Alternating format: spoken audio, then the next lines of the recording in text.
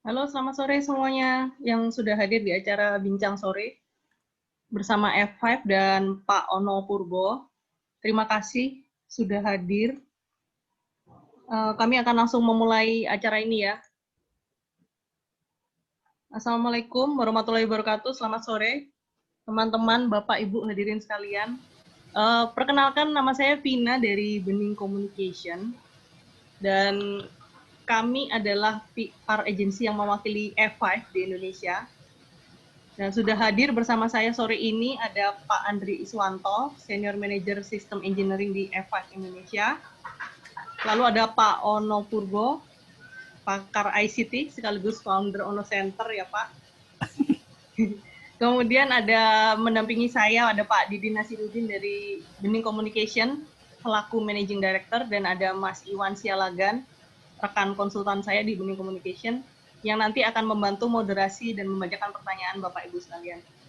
Jadi sebelum kita mulai, untuk kenyamanan bersama, saya beritahukan dulu kepada seluruh hadirin bahwa sesi ini direkam sepenuhnya dan untuk kepentingan dokumentasi Bening Communication, jadi tidak akan kami salah gunakan. Mudah-mudahan nggak ada yang keberatan ya dengan kebijakan kami untuk merekam. Termasuk diantaranya juga chat di chat box nanti akan terekam.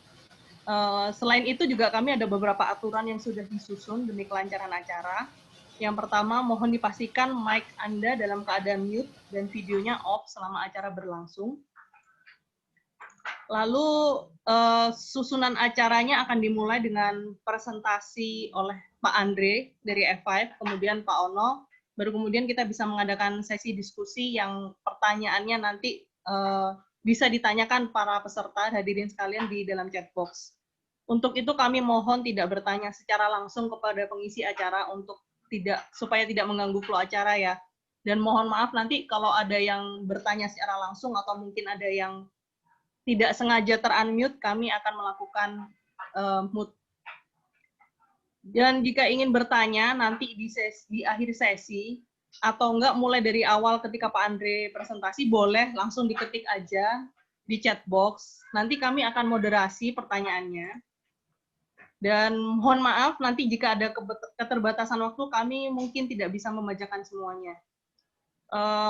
Mudah-mudahan bisa dipahami dengan baik ya. Dan untuk menghemat waktu, saya persilakan Pak Andre, langsung aja Pak dimulai presentasinya. Terima kasih Mbak Vina. Terima kasih juga buat rekan-rekan sekalian. Selamat sore, selamat datang buat semuanya yang sudah bergabung dalam bincang-bincang hari ini. Sebelumnya saya mau mengucapkan terima kasih kepada Ono Center dan khususnya kepada Pak Ono Purbo yang sudah berpartisipasi menjadi narasumber di acara sore ini. Beliau akan berbagi mengenai tren maupun kondisi cyber security di Indonesia khususnya, dan mungkin tentunya kita tunggu juga saran dari beliau gimana organisasi ataupun kita sebagai developer itu mengantisipasi ancaman keamanan pada saat ini. Sebelum saya mulai, mungkin saya perkenalkan diri, nama saya Andre Iswanto sebagai manajer untuk Technical Solution Engineer untuk F5 Indonesia. Hari ini saya akan memulai sharing hari ini mengenai survei yang F5 lakukan dengan judul Curve of Convenience, kalau dalam bahasa Indonesianya kurva kenyamanan. Saya akan mulai aja. Nah, jadi mungkin saya kasih dulu background-nya mengenai studinya ini. Jadi mengenai survei yang kita lakukan, sebenarnya kita pernah lakukan survei ini di tahun 2018. Kita melakukan studi terhadap perkembangan digitalisasi di wilayah Asia untuk mengetahui pengalaman penggunaan maupun apa yang user harapkan pada saat mengakses aplikasi. Dan ada beberapa hal yang menjadi catatan pada saat studi saat itu. Kita melihat bahwa digitalisasi di Asia itu membuat terobosan dalam perkembangan ekonomi dunia. Kita melihat pertumbuhan pasar konsumen, dan kita juga melihat inovasi-inovasi dalam berbagai model bisnis. Dan kita melihat juga di sini aplikasi sudah menjadi pusat teknologi motor penggerak bisnis. Dan selain itu kita melihat aplikasi sudah menjadi bagian dari kehidupan. Tentunya ini juga saya yakin dari Bapak Ibu sekalian juga menjadikan aplikasi jadi bagian kehidupan. Sudah menjadi standar baru lah atau yang kita sering sebut dengan new normal. Dan dengan harapan pengadopsian aplikasi nggak berhenti di situ, tapi lebih luas lagi, nggak hanya sebagai alat transaksi. Nah, dari studi tersebut di tahun 2018 kita mempelajari beberapa hal, faktor-faktor yang mempengaruhi kenyamanan pada saat user mengakses aplikasi, apa sih yang mereka harapkan pada saat mengakses aplikasi, dan seberapa penting security sebagai faktor yang mempengaruhi kenyamanan user saat mengakses aplikasi. Nah, itu beberapa yang kita pelajari dalam studi ini, dan kita juga melihat ada kecenderungan bahwa buat anak-anak muda saat ini, milenial, itu memberikan toleransi yang lebih tinggi terhadap kebocoran data dibandingkan generasi X, baby boomer, meskipun padahal mereka sudah sadar sebenarnya akan potensi resiko dari pencurian data. Nah, di 2020 ini kita melakukan survei kembali dan kita melihat banyak perubahan yang sudah terjadi. Kita melihat bahwa ekonomi digital di Asia Pasifik sudah berkembang pesat, teknologi dan aplikasi sudah menjadi bagian dari kehidupan.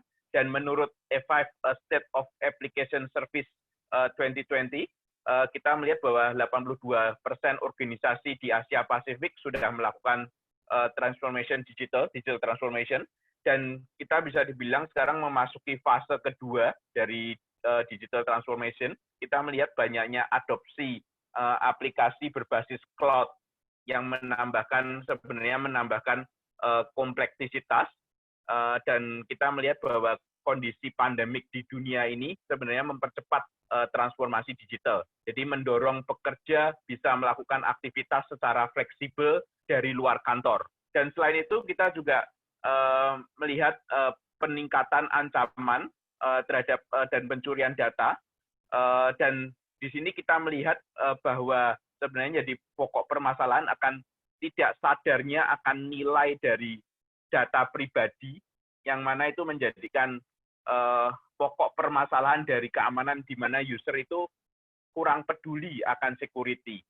Nah, sebagai hasilnya organisasi harus menganalisa lebih lanjut bagaimana mereka harus meningkatkan business agility, meningkatkan kenyamanan dari pelanggan, dan juga menyelesaikan masalah terkait privacy dan security. Dan tantangan ini terhadap keamanan ini terjadi di semua organisasi, nggak tergantung dari ukuran maupun jenis industrinya. Hampir bisa dibilang tantangan ini kena ke semua industri.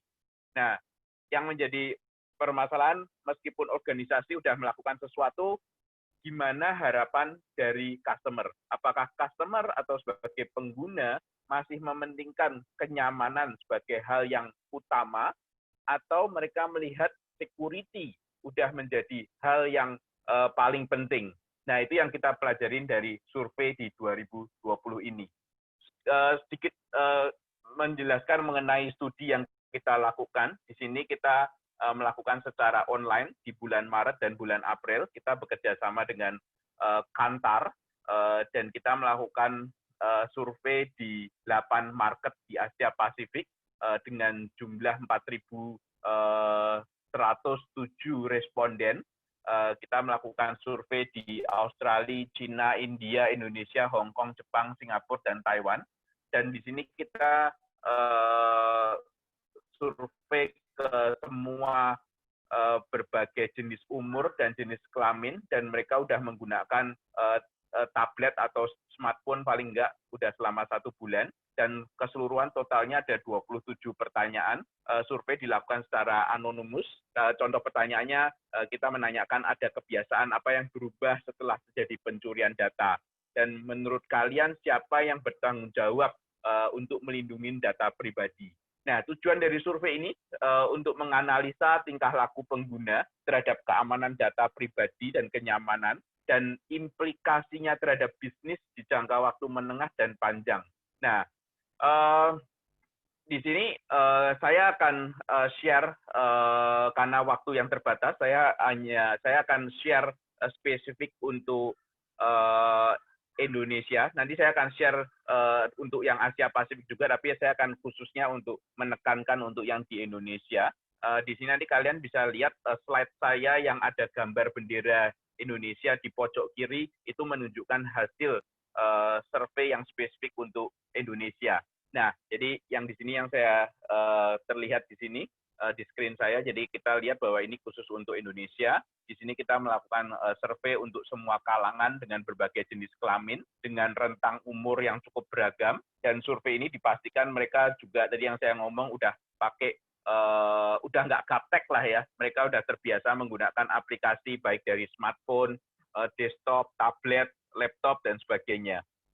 Nah, ini hasilnya, kita melihat terjadinya peningkatan penggunaan aplikasi dibandingkan dari 2018 dan 2020.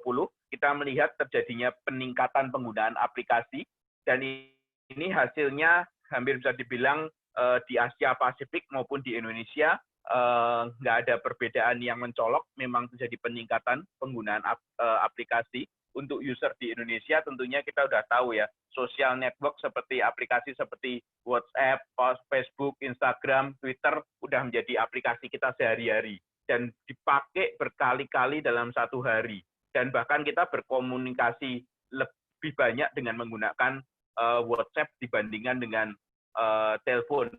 Nah, jadi bahkan kalau saya ngomong untuk di Indonesia khususnya, kalau misalnya social network aplikasinya kita bermasalah, misalnya social network kita, misalnya saya kasih contoh WhatsApp, kita nggak ada message sama sekali, kita kadang bingung sendiri. Ini masalahnya di WhatsApp-nya saya, aplikasinya bermasalah, atau HP-nya saya, atau memang lagi nggak ada signal, padahal nggak ada message sama sekali gitu. Nah, di sini kita melihat bahwa pemakai social network application saat ini dibandingkan 2018 bertambah banyak. Hanya 1% di sini yang saya lihat cukup menarik yang nggak menggunakan social network sama sekali.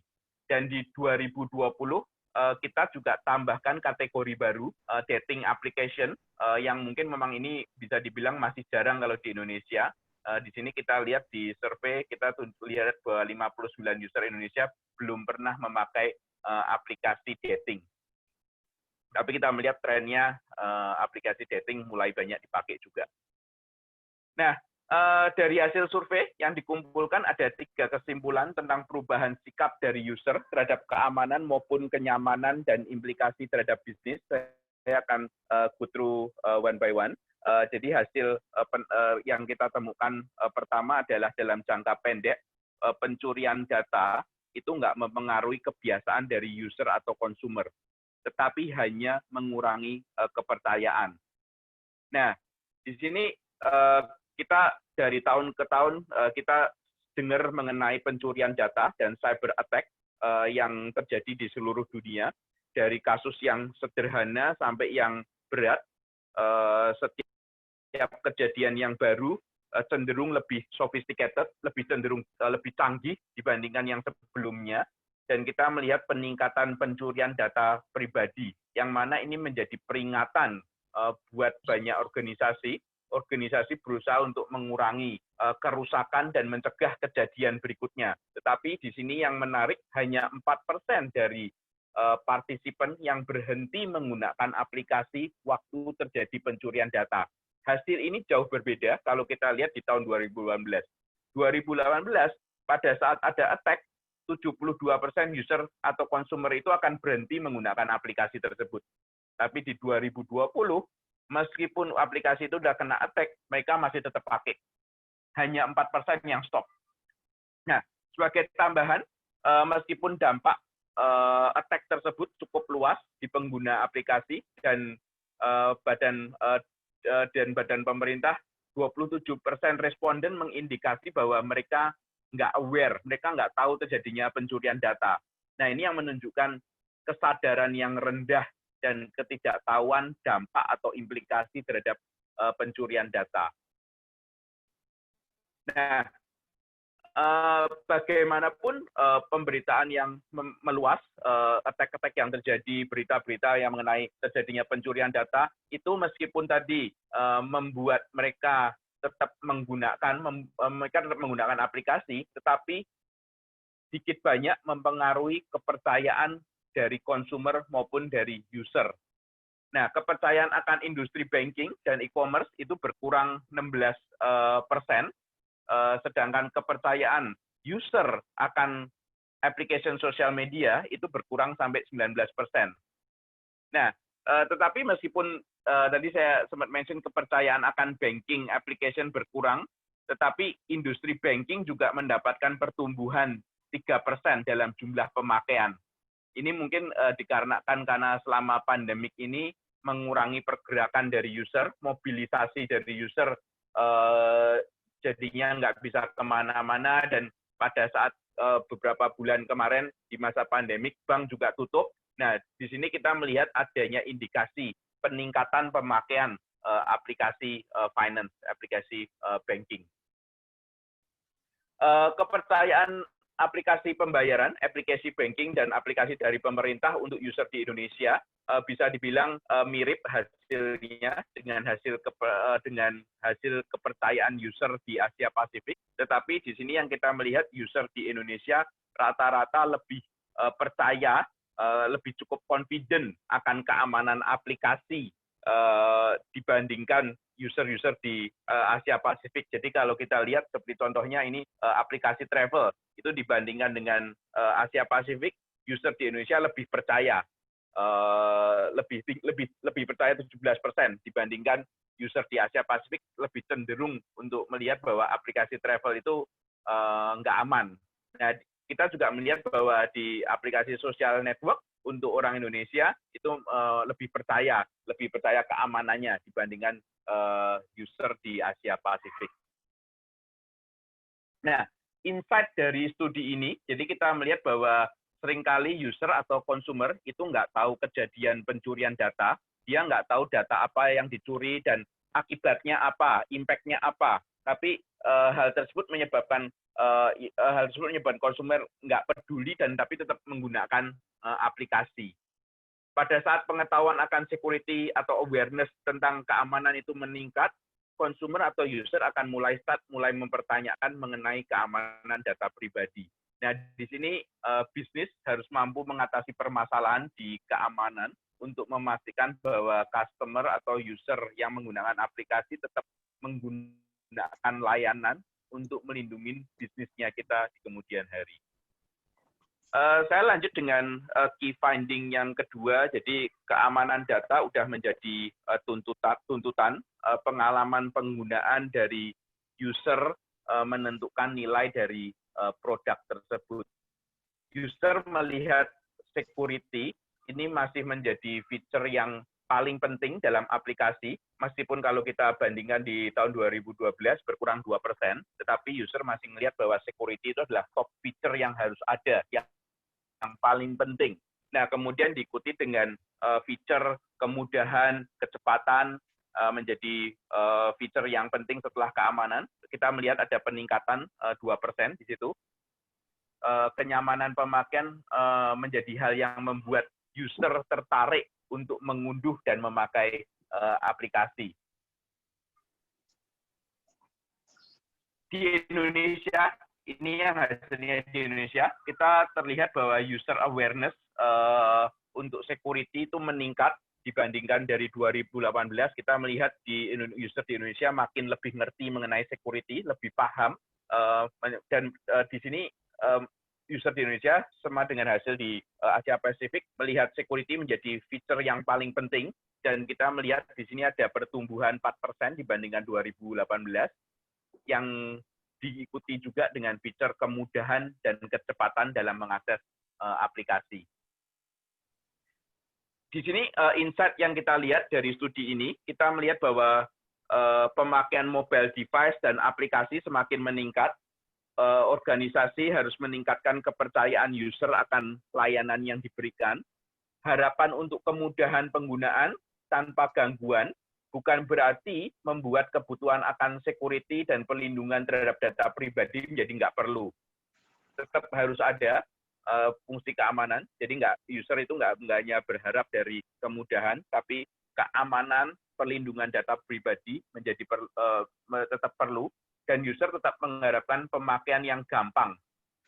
Dan organisasi juga diharapkan bisa melindungi data mereka. Organisasi yang nggak peduli akan ini atau berharap keamanan menjadi tanggung jawab user masing-masing, lambat laun akan ditinggalkan oleh user. Key finding yang ketiga, user atau consumer menyerahkan tanggung jawab akan keamanan data pribadi mereka ke penyedia layanan dan pemerintah. Jadi kita melakukan survei di sini, 71% user itu login aplikasi dengan menggunakan profil sosial media. Jadi mereka login dengan menggunakan Facebook, login dengan Google account, dan sebagainya. Nah, 62% user saat menggunakan social network, banking, dan dating application itu mengaktifkan pelacakan aktivitas telepon. Yang saya maksudkan dengan pelacakan aktivitas telepon itu apa? Jadi mereka pada saat menggunakan aplikasi sosial media, banking, mereka mengaktifkan GPS-nya. Jadi aplikasi itu boleh mengakses GPS-nya. Jadi mereka bisa tahu lokasinya saat ini saya lagi ada di mana. Terus di mana juga mereka mengaktifkan juga boleh mengakses image atau galerinya mereka.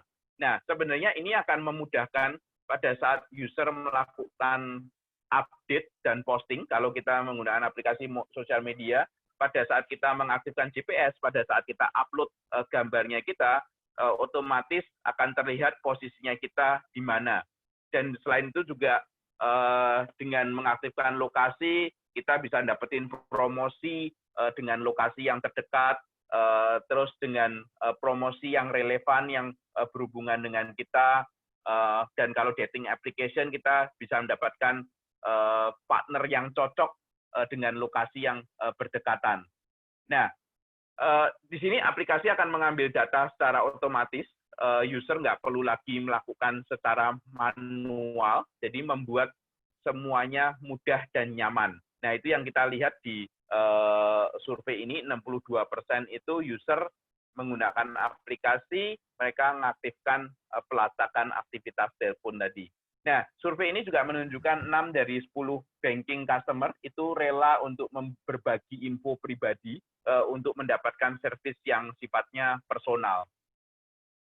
Nah, di sini kita melakukan survei, kita menanyakan ke mereka, menurut mereka yang bertanggung jawab untuk melindungi data pribadi itu siapa? Di sini 43% responden mengatakan bahwa penyedia layanan adalah yang bertanggung jawab untuk melindungi data mereka. 32% mengatakan yang bertanggung jawab adalah government, karena government yang mempunyai body atau agensi yang berhak untuk membuat peraturan, undang-undang, policy, dan sebagainya. 25% mereka mengatakan adalah tanggung jawab pada diri masing-masing. Nah, sangat penting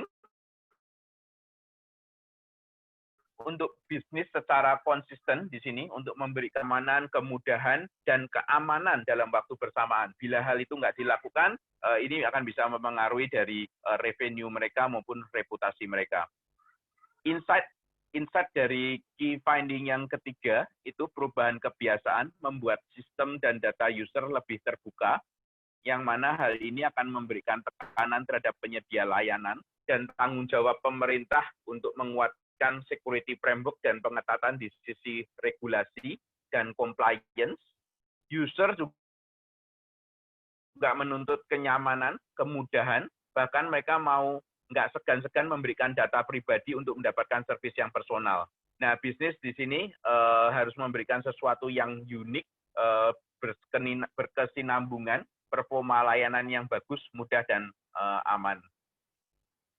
Nah, ini surveinya kita, makanya di sini kita kasih judul kurva kenyamanan. Di sini kita dalam survei ini tadi kita melakukan survei untuk Asia Pasifik, untuk banyak country di Asia, dan di sini kita melihat dalam survei ini kebiasaan antara negara yang satu, kebiasaan user di negara yang satu dengan negara yang lain itu berbeda. Di sini menunjukkan perjalanan user yang semakin paham mengenai digitalisasi dan pentingnya keamanan dalam aplikasi. Nah, ini yang menjadi tantangan dalam bisnis sekarang adalah memberikan keseimbangan antara kenyamanan dan keamanan dengan tetap mempertimbangkan pengalaman yang baik atau kemudahan dalam user mengakses aplikasi. Nah, dan pada saat organisasi nggak bisa memenuhi hal ini, jadi dia nggak bisa memberikan kenyamanan, atau dia nggak bisa memberikan keamanan, atau bahkan nggak bisa ngasih kedua-duanya, ini adalah poin di mana organisasi itu jatuh dalam jurang kurva kenyamanan. Organisasi gagal untuk memberikan kenyamanan dan keamanan seperti yang dimaui oleh user atau pengguna. Nah, ini hasilnya, hasil kurvanya. Di sini kita melihat bahwa tiap negara itu memberikan value yang berbeda antara kenyamanan dan keamanan. Jepang, Australia, Indonesia itu memberikan nilai kenyamanan lebih tinggi. Mereka merasa bahwa kenyamanan itu paling penting. Sebenarnya, sedangkan kalau kita lihat China, Hong Kong, Taiwan, lebih memilih aman itu lebih penting. Nah, Singapura dan India di tengah-tengah, di mana mereka maunya dua-duanya, atau mereka melihat dua-duanya sama-sama penting. Yang menarik dari studi ini, jadi user dari satu sisi minta kenyamanan, tetapi mereka menolak juga untuk memberikan data personal. Mereka menolak, mereka nggak mau untuk ngaktifin pelacakan aktivitas telepon. Mereka menolak untuk ngaktifin GPS, untuk memberikan info lokasi. Mereka menolak untuk memberikan nyimpen nomor kredit, nomor kartu kredit di aplikasi. Nah, itu yang dimana contoh di mana user yang meminta kenyamanan itu nggak selalu necessary dia mau juga mau berbagi data. Jadi di sini kita melihat bahwa nilai yang diminta, value dan kebiasaan itu nggak selalu selaras. Nah, sebagaimana terlibat dalam report, inovasi, kompetisi itu sudah menjadi tantangan dari organisasi. Pertumbuhan bisnis mengharapkan aplikasi mobile, desktop, dan platform itu semuanya terkoneksi, dan privasi dan keamanan jadi sangat dibutuhkan. Terlihat dari 43 responden itu menuntut penyedia platform itu bertanggung jawab untuk keamanan data. Di tahun 2020 ini, di mana kondisi lockdown ini mendorong untuk orang adanya cara baru dalam bekerja, cara baru dalam mengkonsumsi, cara baru untuk menghabiskan waktu dengan teman dan keluarga, semuanya dilakukan secara online melalui aplikasi, dan ini di kemudian hari akan menjadi kebiasaan baru yang kita sebut dengan new normal. Nah, customer menuntut kenyamanan, kemudahan, dan keamanan dalam mengakses layanan. Di waktu kepuasan customer terpenuhi, customer akan setia terhadap layanan yang diberikan. Dan ini akan menimbulkan pertumbuhan dari bisnis. Setiap penyedia layanan diharapkan selalu memberikan 3 hal tersebut tanpa pengecualian. Satu hal yang nggak terpenuhi dalam bisnis akan memberikan dampak reputasi dan revenue-nya mereka. Nah, dalam studi ini jelas kita melihat bahwa keamanan dan kenyamanan adalah hal yang utama untuk bisnis bisa bertahan setelah pandemik ini. Bisnis harus meningkatkan lebih cepat lagi transformasi digitalnya mereka dan buat pengalaman yang nyaman dan melindungi keamanan dari customer.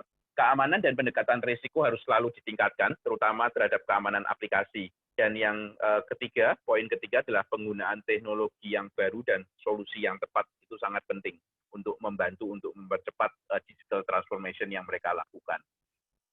Ini slide saya yang terakhir. Jadi kita melihat bahwa organisasi di semua industri berusaha untuk mempercepat transformasi digital yang mereka lakukan, dan organisasi terus menghadapi tantangan yang bahkan mereka nggak pernah bayangkan sebelumnya.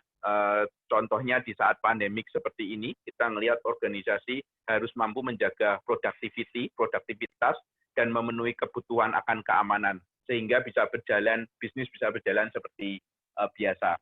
Nah, di sini E5 membantu organisasi mempercepat transformation digital dan memberikan keamanan dari ancaman di dunia cyber, sehingga membantu customer memusatkan perhatian mereka, fokusnya mereka full terhadap bisnis. Ya, demikian presentasi saya hari ini. Mudah-mudahan sesi hari ini memberikan gambaran mengenai transformation digital yang terjadi di kawasan Asia dan Indonesia khususnya, dan di mana user itu menuntut kenyamanan, keamanan sebagai kunci keberhasilan dalam era digitalisasi. Demikian presentasi saya, Mbak Vina. Bisa dilanjutkan. Ya, terima kasih. Ya, Terima kasih Pak Andre atas presentasinya. Semoga memberi manfaat untuk para hadirin sekalian. Jangan lupa kalau ada pertanyaan, silakan diketik di chat box yang nanti akan kami moderasi dan kami bacakan di akhir sesi ya, di sesi tanya jawab. Untuk berikutnya silakan disambung dengan Pak Ono, silakan Pak.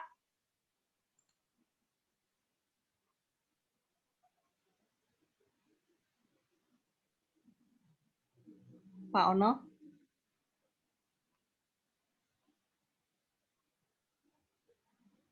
Mungkin Pak Ono bisa. Bentar ya.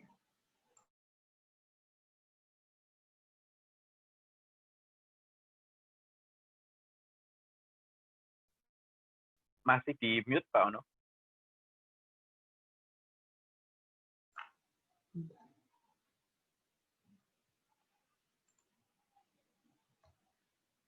Oke. Maaf, minta maaf. Dimaafkan Pak. Silakan Pak. Ya, jujur saya baru tahu Pak Andre bakal ngomong kayak gitu, baru tahu sih. Jadi Anda melakukan survei sekarang, gue baru tahu. Keren. Jadi gue mikir ganti topik jadinya buat ngomong, jadi parah gue. Buat Anda semua, materi saya bisa diambil di sini ya, Pustaka LMS Ono Center ORID/Pustaka, masuk ke sini Docs, nanti ada security. Oke.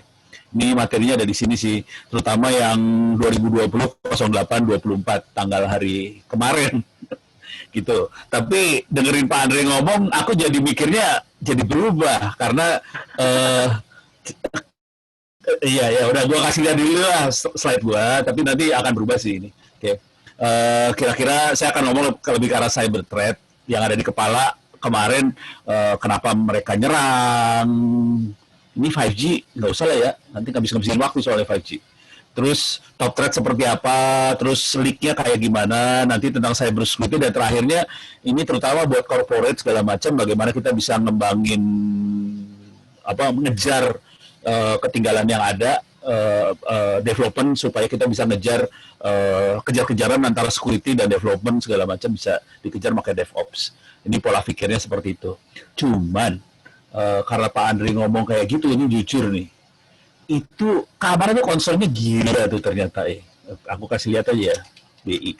Nah ini, saya clear layar dulu, sorry ini gue masuk ke terminal gue ya. Ini BI. BI itu Bank Indonesia. Tanggal 7 kemarin saya diminta ngomong webinar sama Bank Indonesia tentang cyber security. Pertanyaannya, Bo, 130 pertanyaan apa berapa gitu. Jadi, kok jadi kayak gini. Pertanyaan banyak banget, asli banyak banget, ratusan. Jadi, isunya seperti yang Pak Andre bilang, ini di level corporate pada stres. Kenapa pada stres? Karena work from home. Selama ini kan perusahaan corporate segala macam mengamankannya dengan perimeternya bangunan perusahaan tadi. Jadi semua di dalam perusahaan diamanin, orang yang kerja di dalamnya diamanin, wifi-nya diproteksi, semua terproteksi, terutama ini bank. Jadi proteksi banget. Udah gitu, work from home, stres semua. Terutama IT-nya stres karena orang-orang kerja dari rumah. Puyeng. Dan bayangin ini pegawai ada ribuan pegawai. Dan saya kemarin bukan hanya Bank Indonesia, Telkomsel, isunya sama semua. Jadi gimana caranya dia tetap corporate tetap secure padahal orangnya kerja di rumah. Bayangkan orang kerja di rumah bawa laptop kantor sampai rumah, laptopnya dipakai anaknya, nge-browse macam-macam, bonyok dah lu, itu yang namanya security tewas. Terus pertanyaan juga seru-seru ya. Ini contoh ini jadi yang ikut webinar itu orang biasa. Pertanyaannya, kalau di film teknik hack kan keren-keren, canggih-canggih sampai kontrol nuklir. Apakah kondisinya memang seperti itu? Nah, pertanyaan kayak gitu loh.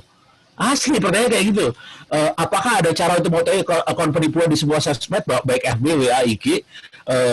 Terima kasih atas jawabannya. pertanyaan kayak gitu loh, asli loh, jangan macam-macam. Ini pertanyaan lagi, udah saya kepaksa harus pilih-pilih pertanyaan ya.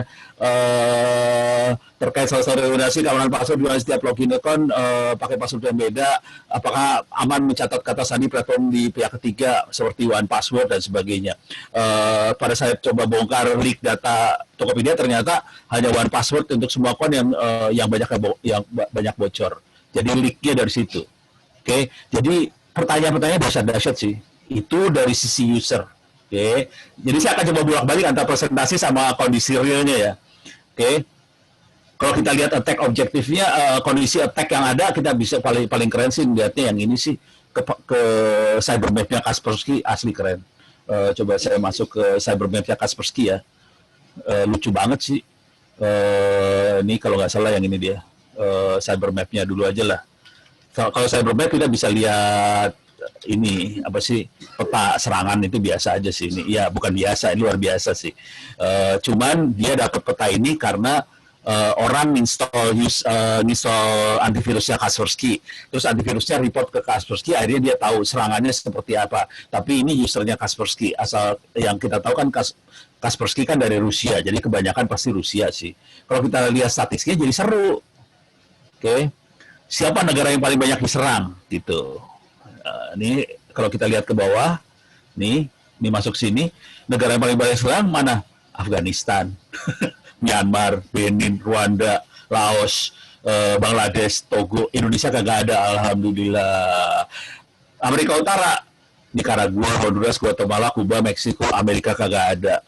South America, Bolivia, Gambia, Ekuador ini. Ini tapi di Asia Indonesia nggak ada, alhamdulillah banget nih. Afghanistan, Myanmar, Laos gini. Jadi kelihatan ini kondisinya kayak gitu banget sih. Oke. Jadi serangannya seperti itu. Serangannya buat apa? Nah, itu yang mulai seru urusannya. Ini kalau peta sih kita ini alhamdulillahnya ternyata Indonesia masih lebih bagus daripada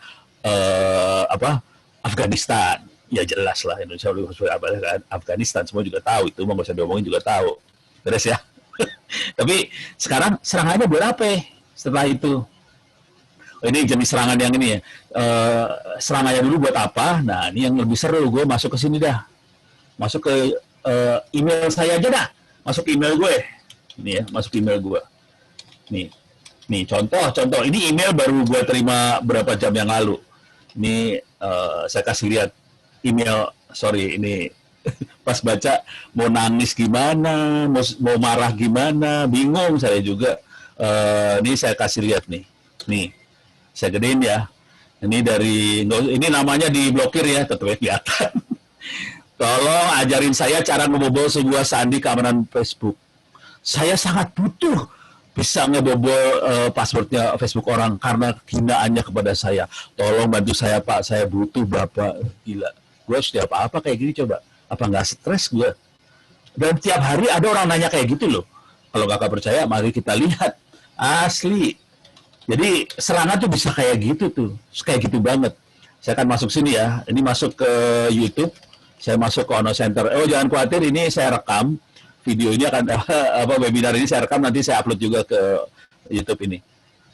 Ini saya klik coba di sini ya, masuk ke Ono Center ini, kita akan lihat pertanyaan-pertanyaan teman-teman itu seperti apa. Masuk ke YouTube Studio, di YouTube Studio ini kita bisa lihat komentar. Di sini ada komentar, comments. Nah, ini kita bisa lihat pertanyaan-pertanyaannya orang. Jadi kita bisa tahu sih karakter orang itu seperti apa. Ini baca sepintas aja dulu ya. Nih, review aplikasi Termux Pak, apakah bisa untuk hacking? Nah loh, Pak, Kang coba bikin video pembahasan tentang dark web dong. Tuh, cara ngobrol DNS gimana? Tolong bantuannya Pak. Gitu, keren. Kalau ini masih positif lah. Ini admin sistem sysadmin ya. Yang dua nyerang nih. Ini ada yang pengen belajar di e-learning. Saya bikin e-learning. Nanti saya ceritain sedikit tentang e-learning. Urusannya ke DevOps itu ya. Saya pengen jadi anggota e-learningnya. Bayar berapa? Oh, kayak gini nih. Ini e-learning saya. Anda bisa masuk. Pertanyaan bayar berapa? Biasanya saya jawab sederhana, lu bayarnya gampang. Habis sholat, doain deh, gitu aja bayarnya deh. Nah ini learningnya, dan di sini ada kursus tentang, ya ini harusnya materi terakhir saya. Ya udah karena kebetulan ada orang yang nanya ya, gue kasih lihat nih ya. Ini materi saya, sorry. Kalau Anda bisa bikin login, kemudian masuk ke kursusnya. Dan ini saya ngomong jujur terus terang ya, ini ada kuliah cyber security. Ini cyber security, kalau kita klik cyber security, di sini saya ajarin tentang jaringan, tapi yang bagian advance-nya, contoh simulasi jaringan seperti apa, IP versi 6 seperti apa, routing, advance routing seperti apa, OSPF, BGP seperti apa. Nah, udah gitu, yang ini bikin Telkom sendiri, bikin Telkomsel sendiri udah mulai kacau nih. Bikin Telkomsel sendiri, diajarin. Udah gitu, IoT diajarin, nah masuk hacking. Judulnya sih cyber security, tapi kepaksa diajarin hacking, mau nggak mau. Gitu. Jadi pada saat kita belajar mengamankan, ternyata kita mau nggak mau harus belajar bagaimana cara orang nyerang. Kayak ibu bela diri lah. Kalau kita mau bela diri, kita harus tahu cara orang nyerang juga sih. Nah ini ujung-ujungnya nanti terakhir-terakhirnya udah mulai coding sih. Jadi harus bisa coding. Di sini hacking, attack password, attack database, device web, attack file sharing, terus mulai security. Jadi saya ajarin dulu bagaimana caranya masuk neraka, baru diajarin masuk surganya seperti apa. Kira-kira kayak gitu teknik ajarinnya. Gitu ya. Jadi itu pertanyaan kayak ginian semua. Oke. Nah ini juga sama. Pak, kalau mau melacak lokasi pakai nomor telepon itu gimana Pak? Soalnya akun saya dicuri oleh nomor telepon itu Pak. Nah, banyak loh, jangan khawatir. Ini pertanyaan sehari-hari. Sehari itu ini bukan sehari-hari ya, ini ordernya 2 jam yang lalu, ini sejam yang lalu, ini jam-jaman, orang nanyanya kayak gitu semua. Gila, Indonesia tuh gila banget, serangannya dahsyat. Jadi orang yang mau nyerang nanya ke ono, orang yang diserang nanya ke ono, sama. Ada nih, kalau mau ini, kalau dihack terus lapor, solusinya apa gitu ya. Misalnya nih, hilang, dicuri gitu ya, saya cari pakai kata dicuri. Pertanyaan dengan kata dicuri, ya, Om, hal apa ya, kalau laptopnya hilang dicuri, apa yang dikerjakan, gitu, sampai kayak gitu nanyanya. Nah ini saya kepaksa bikin videonya kayak gitu ya, bagaimana melacak HP dengan nomor telepon, IMSI, email bisa nggak, kalau tanpa IMSI ya email gimana melacaknya. Jadi kayak gitu-gitu kepaksa harus diterangin bahwa Anda kalau ngelacak mau nggak mau harus minta tolong polisi. Kalau sendiri agak susah kecuali kita operator seluler langsung. Jadi itu harus diterangin sih, kira-kira kayak gitu ya. Nah, itu urusan gambaran secara umum. Jadi apa yang tadi diceritakan sama Mas Andre itu, saya ngeliat, oh oke, jadi corporate ngeliatnya gitu. Pada real kenyataan di lapangannya, lebih dahsyat daripada itu. Yang saya agak kaget dari presentasi Mas Andre adalah yang dating site, kaget. Kenapa kagetnya? Soalnya sudah ada beberapa orang yang lapor saya jadi korban. Nih, omongin ya, diomongin dah caranya. Caranya beginilah, karena mereka masih baru-baru masuk dating site, biasa dating yang error-error gitu kan. Di sebelah sana lepasin satu-satu, sini ikut lepasin satu-satu. Dan ini yang email ke saya adalah mahasiswa dari Aceh Pak, tolong saya Pak. Jangan kasih tahu ke orang tua saya Pak. Terus gue udah mulai ngeraba, ini pasti gara-gara sana ngelepas, lu ngelepas juga. Lu kagak tahu kalau direkam ya. Pas udah selesai, oke, saya punya rekaman Anda ya, tolong transfer duit berapa, kalau enggak ini kita lepas ke publik, ke teman-teman kamu. Jadi objektif serangannya sederhana banget semuanya, objektifnya cari duit sih. Jujur, objektifnya cari duit. Contoh, ini ransomware, ini top rate yang ada ya, ransomware, cari duit jelas banget. Cara mitigasinya gimana? Ya udah, lu jangan ngeklik macam-macam, semua data di backup. Udah, jangan macam-macam aja. Semua data di backup. Saya sendiri kalau udah tanya ransomware, saya nyerah sih. Saya sendiri nyerah kalau ransomware, nggak sanggup, nggak bisa dibenerin. Tapi ya beberapa bilang yang lama-lama udah ada sih passwordnya, cuman yang baru-baru nyerah juga. Jadi ini satu ransomware, cari duit. Phishing, cari duit. Korbannya yang saya pernah komunikasi langsung sekitar 300 juta. Yang tidak langsung ada teman yang handle 2M korbannya. Phishing. Phishingnya bohong banget padahal. Phishingnya tahu nggak gimana? Ajakin kawin doang. Urusannya ngajak kawin. Kenanya 200 juta. Gila. Yang nyerang dari mana? Malaysia.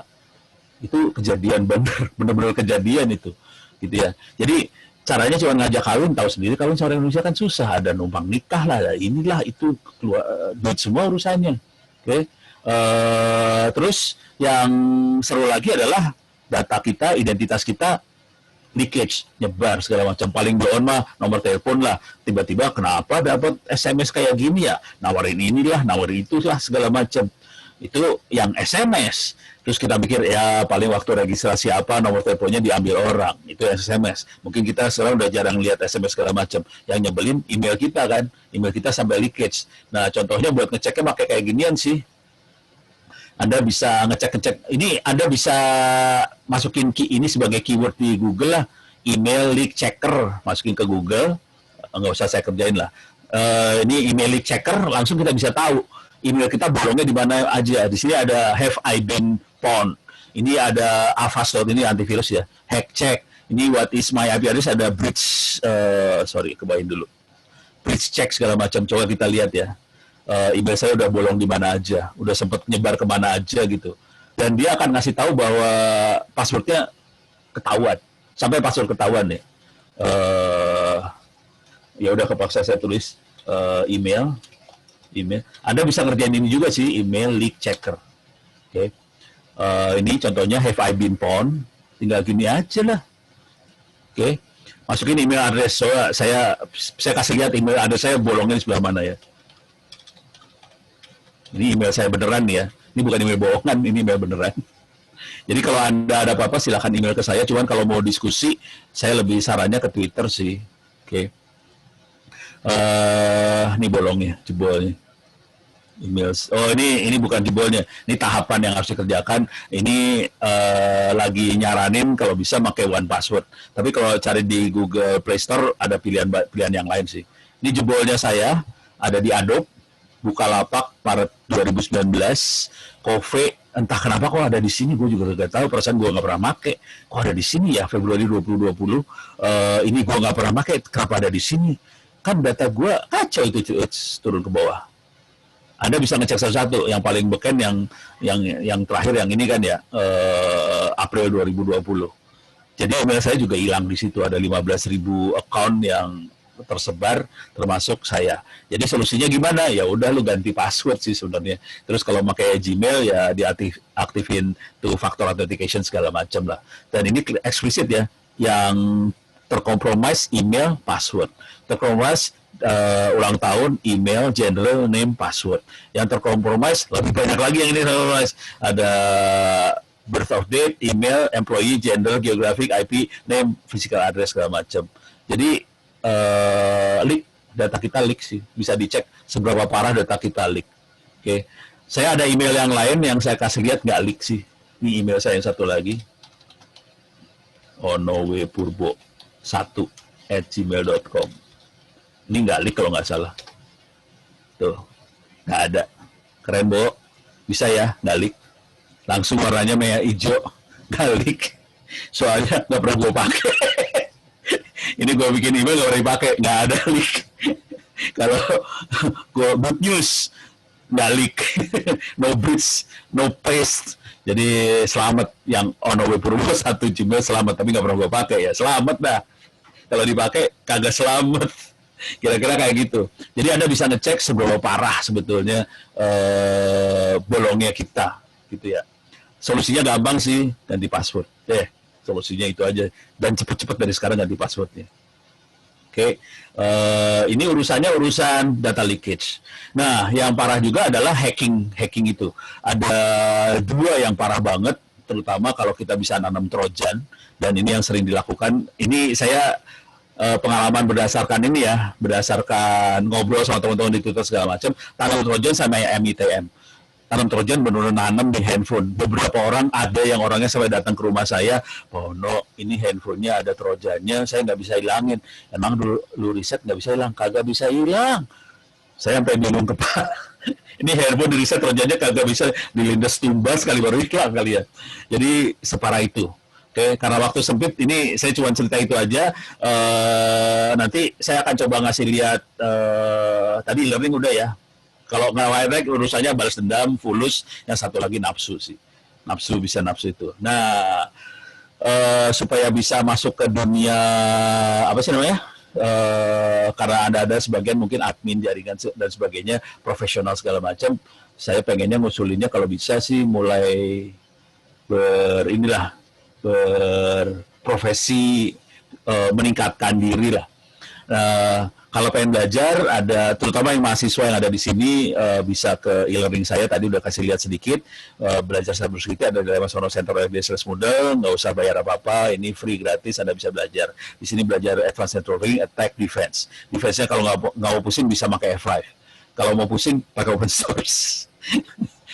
Cuman ini jujur ya, sebagian besar orang kalau nanya ke saya pertanyaan, saya udah tahu ada dalam kepalanya rata-rata mikirnya gini, Pak, bisa nggak nge-hack Facebook? Mikirnya tuh ada aplikasi buat hack Facebook, pencet run, toto Facebooknya ke-hack. Nggak sederhana itu juga sih. Terus kalau mau defense juga gitu doang. Ada aplikasi, pencet run, toto networknya aman. Iya, nggak gitu juga sih. Jadi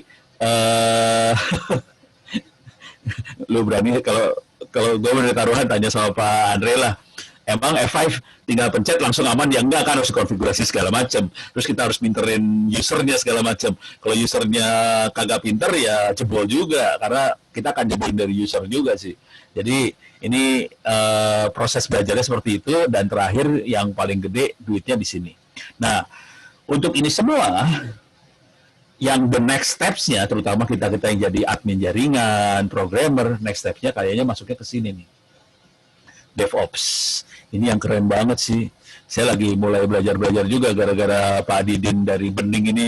No, belajarin DevOps no, belajar DevOps no. Iya. Pas gue belajar, keren banget DevOps. DevOps itu menggabungkan dua dunia nih sebenarnya. Development sama operation. Kalau IT operation biasanya admin ya, ngoperasin server, itu operation banget. Jadi bagaimana deploy aplikasi, operate, monitor, release, deploy, operate, monitor. Tadinya lingkaran operation cuma segini doang. Nah udah gitu ada teman-teman programmer yang kerjanya plan, code, build, test, plan, code, build, test, plan, code, build, test. Udah gitu dia mikir, oke, udah gua tes, gua lemparin dong ke operation. Pas masuk operationnya teriak-teriak, lu gila kali ya? Kan environment gue sama lu beda. Lu development di environment yang aman, ketutup segala macam. Sementara kita operation versinya udah beda, dependensinya beda, segala macam beda. Lu main lempar aja, kagak jalan tuh sistem. Kagak jalan, bisa bonyok operation, bisa-bisa di PHK, orang sistemnya langsung nge-hang. Jadi akhirnya orang-orang itu bikin yang namanya DevOps kan, supaya sebenarnya intinya sederhana sih. Bagaimana orang development, tukang coding, PHP developer segala macam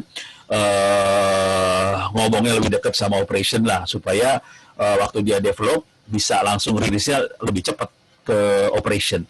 Kalau selama ini kan development butuh waktu berapa? Seminggu, 2 minggu development fitur baru. Terus masukin di operation, nunggu dulu. Lu gila lu masukin sistem gua. Kita cuma bisa ngupdate sebulan sekali. Kalau keseringan ngupdate, sistem kagak jalan. Bisa-bisa kita dicekek pelanggan nih urusannya. Orang pada teriak semuanya. Jadi ini dua berantem nih. Yang development pengennya cepat masuk operation. Operation kalau dimasukin code yang development kagak jalan, operation bisa digantung sama yang punya duit. Jadi akhirnya ini harus dekat nih dua. Gitu. Jadi DevOps kira-kira gitu. Nah, di sini nih, aku lagi mikir sih. Kalau Pak Andre dan teman-teman di F5 bisa bantu-bantu kita buat DevOps, keren banget sih. Ini bukan masalah F5-nya, bukan masalah DevOps-nya sih. Karena ilmu ini dibutuhkan untuk satu Republik Indonesia juga. Terutama yang ada di corporate ya, enterprise segala macam.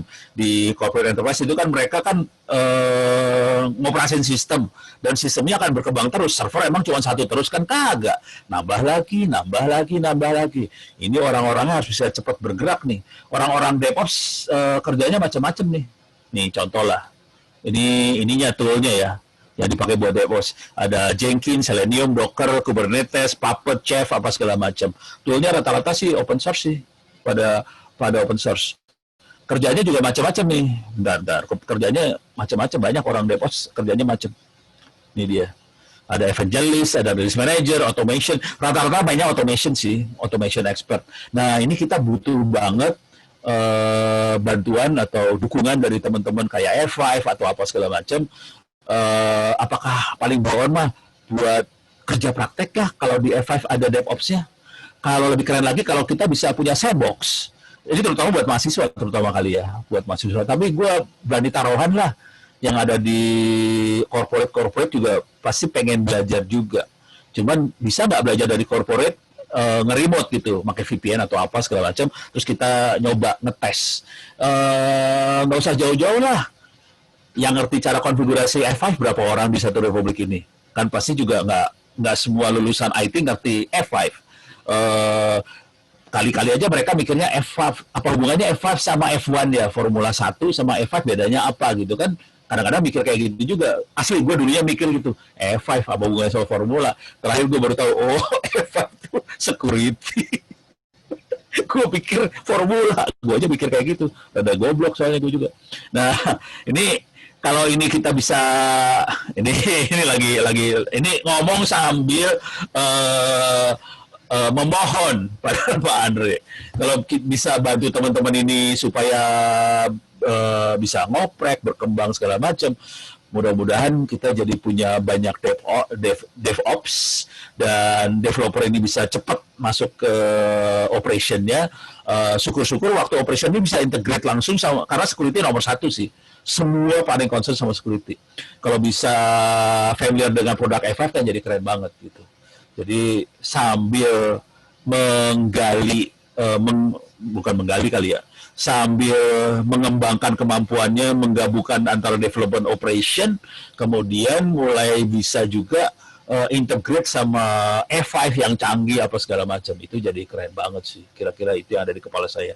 Mudah-mudahan, saya belum tahu sih sebaiknya seperti apa, tapi kalau kita bisa diskusi dialog sampai jam 10 malam, lewat Zoom ini keren juga kali. Itu dulu dari saya, Mbak Vina.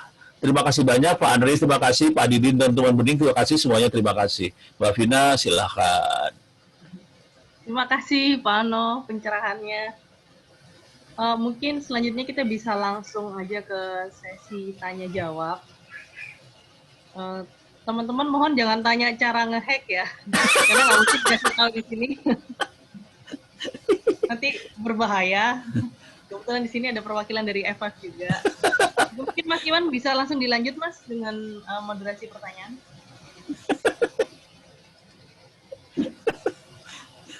Kenapa ada Mbak Vina stres? Gue stop share ya? Lupa, sorry. Ya, boleh.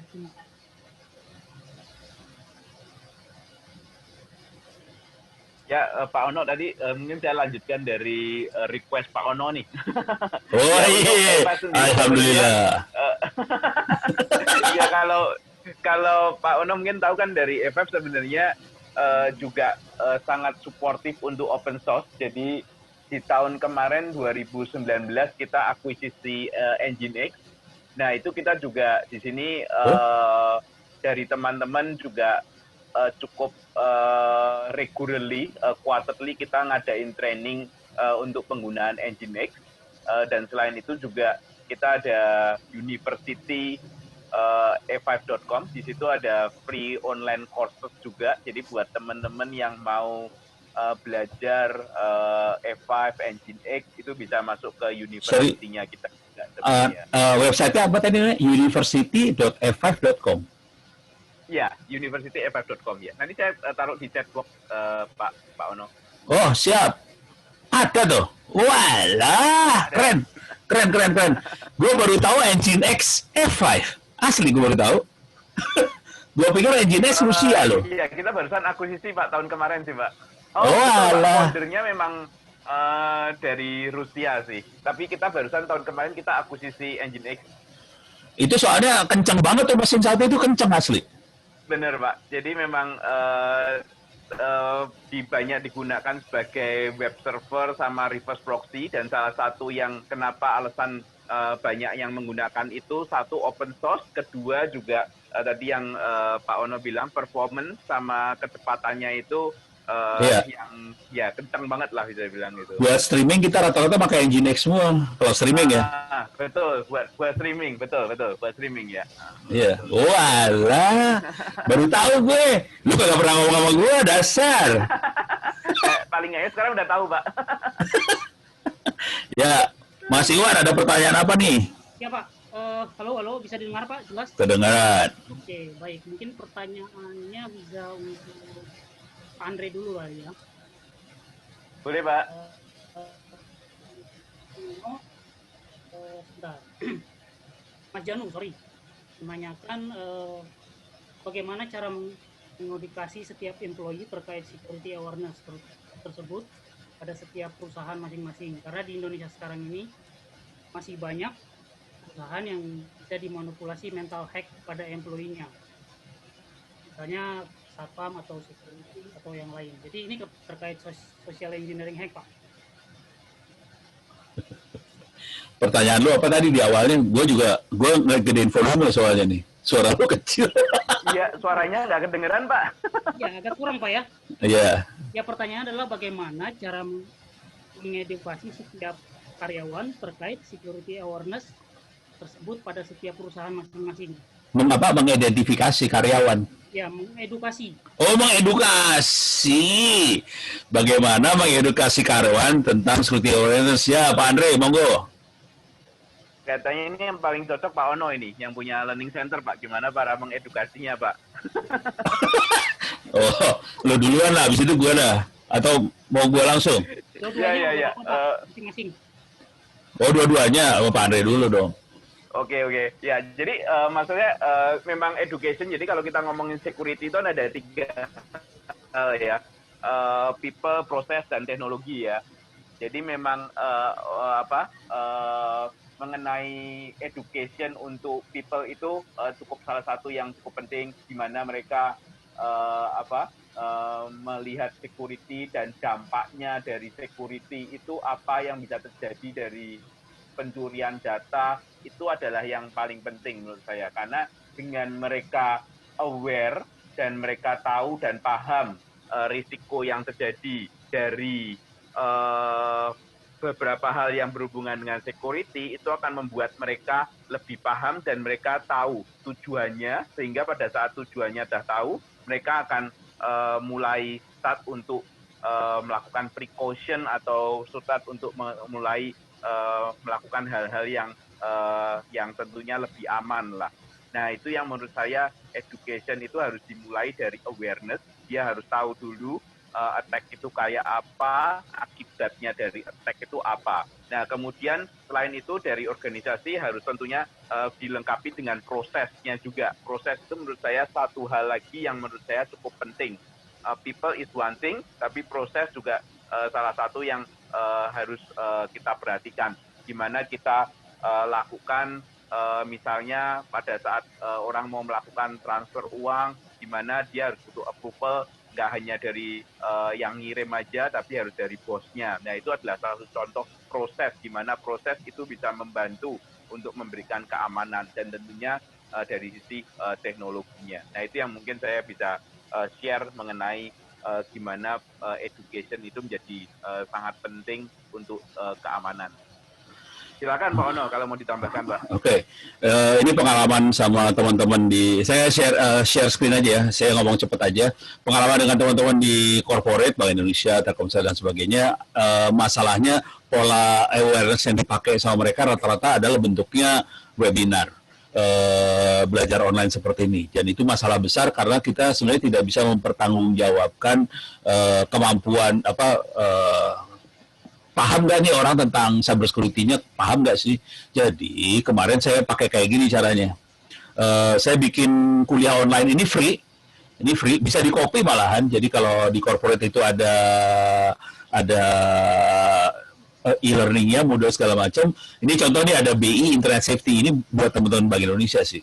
Jadi kalau yang bukan BI ada Internet Safety doang. Isinya sama persis. Kenapa yang BI dipisahin supaya nilainya kepisah. Jadi ini bisa diklik semua. Ini biasa aja. Ini biasa kayak e-learning biasa, nggak ada yang istimewa. Istimewanya di sini nih, paling bawah. di sini ada ujian. Itu sih sebenarnya. Jadi saya usulnya ke teman-teman itu yang ada di corporate, gini dah, suruh semua orang ujian. Kalau kagak ngerti silakan ujian lagi. Kalau nggak ngerti silakan baca soalnya baca materinya. Nanti dari ujian kan kita punya nilai nih. Jadi kita sebagai IT security bisa mempertanggungjawabkan ke bos. Bos, anak buahnya 60% ngerti security. 40% lagi belum ngerti nih ceritanya. Nah, dari sini kita bisa planning sebaiknya pola seperti apa yang harus kita adopsi, cara seperti apa supaya 40% ini jadi pinter juga. Jadi caranya sih suruh ngerjain tes. Pertanyaannya kira-kira gini ya. Ini contoh pertanyaan aja ya. Untuk mencegah pembajakan akun media sosial Anda, salah satu cara Anda lakukan konfirmasi pada teman Anda yang di dalam mutual friend. Seseorang yang mencoba minta pertemuan dengan Anda. Sebab memang itu salah satu gunanya Facebook yang menampilkan mutual friend itu agar Anda tidak melakukan verifikasi terlebih dahulu. Benar salah kayak gitu sih. Ini soal yang selanjutnya bisa diklik, bisa dilihat. Ini sebenarnya materi-materi ini diambil dari modul jadiin soal cuma gitu doang. Tapi intinya kita bisa mempertanggungjawabkan ke bos, manajer segala macam tentang kondisi pengetahuan cyber security semua orang. Tapi ini pertanyaan buat end user biasa. Kira-kira itu yang ada di kepala saya sih yang sederhananya. Itu Mas Iwan, monggo silakan. Oke, lanjut ke Mas. Ini pertanyaan banyak banget loh. Stres gue bacanya. Ya mungkin kalau ada yang terlewatkan bisa dilanjutkan lagi mungkin dari Mas. Ini Mas Janu Priyo malah nerangin teknik hack. Dia bikin lagi teknik hack. Seru. Mas Janu keren loh. Dari Mas Abu soal mengenai akuisisi Pak Andre, mungkin bisa tahu latar belakang Engine X kenapa diakuisisi. Oke. Ya. Ya, jadi di sini sebenarnya latar belakang dari akuisisinya E5 itu kita melihat bahwa E5 itu banyak dikenal oleh organisasi sebagai perangkat network ya atau infrastruktur sebenarnya. Meskipun sebenarnya kita memiliki solusi yang berhubungan dengan aplikasi juga seperti web application firewall dan sebagainya, tapi memang cenderung organisasi melihat kita itu sebagai perangkat network. Nah, di sini jadi akuisisi Nginx itu sebenarnya kita sedangkan Nginx itu kebalikan, itu adalah solusi atau platform yang banyak digunakan oleh sebagai orang developer, orang aplikasi. Itu lebih banyak, lebih dekat ke Nginx. Mereka kalau saya ketemu orang developer, ke orang aplikasi, itu pasti dia lebih kenal Nginx dibandingkan E5. Kalau orang network, ya mungkin dia lebih kenal E5 dibandingkan Nginx. Kalau orang aplikasi itu sudah cukup common sih biasanya, udah banyak pakai. Meskipun cara pronunciation-nya agak beda-beda, banyak orang ngomongnya bukan Nginx tapi Nging. Saya sering dengar pada saat saya ngomong Nginx mereka nggak ngerti apa itu Nginx. Tapi pada saat saya ngomong Nging, mereka baru ngerti. Oh iya Nging ya, saya tahu itu kalau Nging gitu.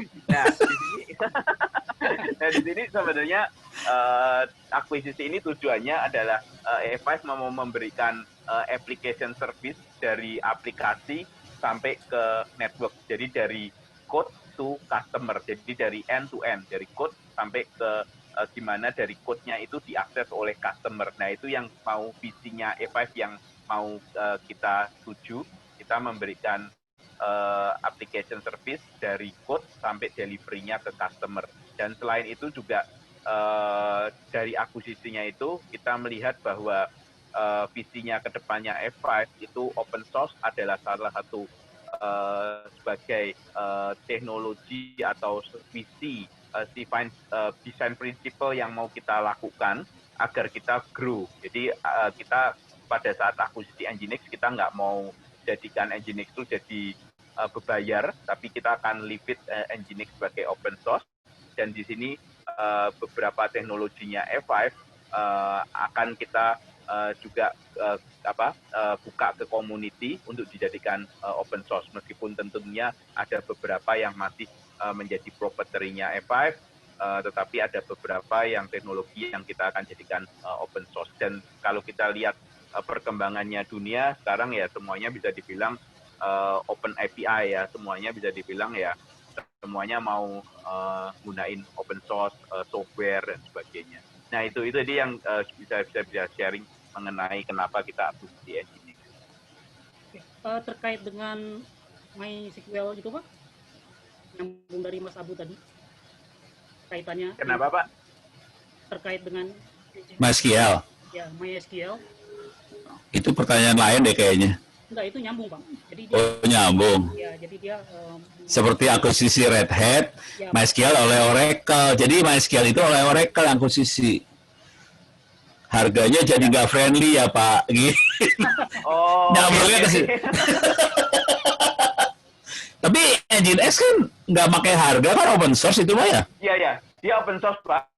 Jadi kita masih ada, jadi kalau Bapak mau download Nginx itu juga masih ada di websitenya Nginx, itu masih open source, itu nggak berbayar.